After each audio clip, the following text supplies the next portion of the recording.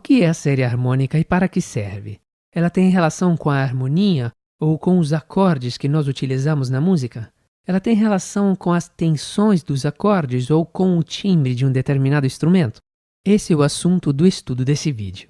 O som é a percepção auditiva de ondas sonoras produzidas por objetos que vibram. As vibrações são veiculadas pelo ar. Uma corda que vibra, como por exemplo uma corda de violino, de um piano, assim como a coluna de ar movida por um saxofone, ou ainda a membrana de um pandeiro ou de um tambor, por exemplo, ao vibrarem, geram uma onda sonora. Cada som é a origem de um grande número de outros sons chamados harmônicos, que gradativamente diminuem a própria intensidade de forma proporcional à distância da nota que originou eles.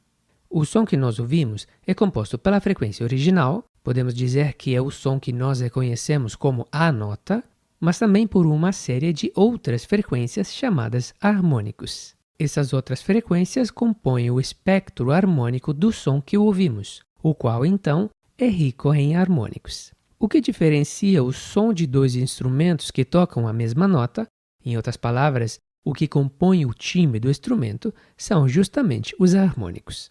Todas as considerações verticais da harmonia, como a estrutura de acordes, as extensões de acordes, a escrita, as notas dobradas ou omitidas, podem ser relacionadas à estrutura da série dos sons harmônicos. Vamos imaginar a corda de uma guitarra. Quando a corda é dedilhada, o corpo vibra primeiramente em toda a sua extensão, produzindo o primeiro harmônico. A corda vibra também e, ao mesmo tempo, dividida em duas metades, cada uma produzindo o segundo harmônico. Esse segundo harmônico cria uma frequência 2 vezes mais alta, resultando na oitava superior.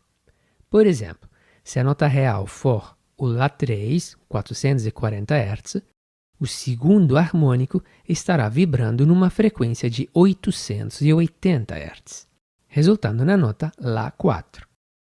O terceiro harmônico divide a vibração original da corda em 3 partes, produzindo um intervalo de quinta em relação ao segundo harmônico.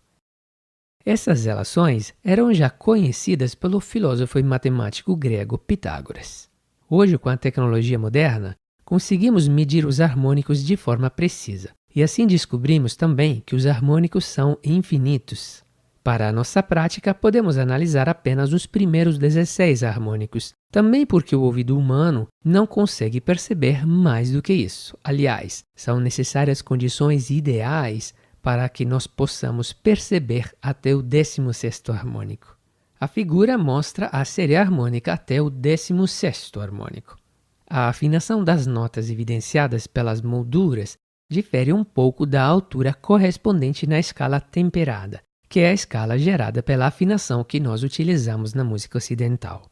A partir do harmônico fundamental, que é a nota real que ouvimos, e procedendo até o 16º, a intensidade das frequências fica sempre menor. O que nós conseguimos ouvir bem, de fato, são os primeiros harmônicos, muitas vezes até o 7º. Estudando a figura, podemos perceber que os harmônicos 2, 4, 8 e 16 produzem intervalos de oitava em relação ao som fundamental. Os harmônicos 3, 6 e 12 produzem intervalos de quintas em relação ao som fundamental. Os harmônicos 7 e 14 produzem intervalo de sétima menor em relação ao som fundamental. Os harmônicos 9, 11 e 13 produzem, respectivamente, os intervalos 9, sustenido 11 e 13 em relação ao som fundamental. No harmônico 15 encontramos o som da sétima maior em relação ao som fundamental. Então, ao tocarmos uma única nota, nós estamos, na verdade, produzindo junto a ela uma série de outras notas ou harmônicos superiores que compõem o som.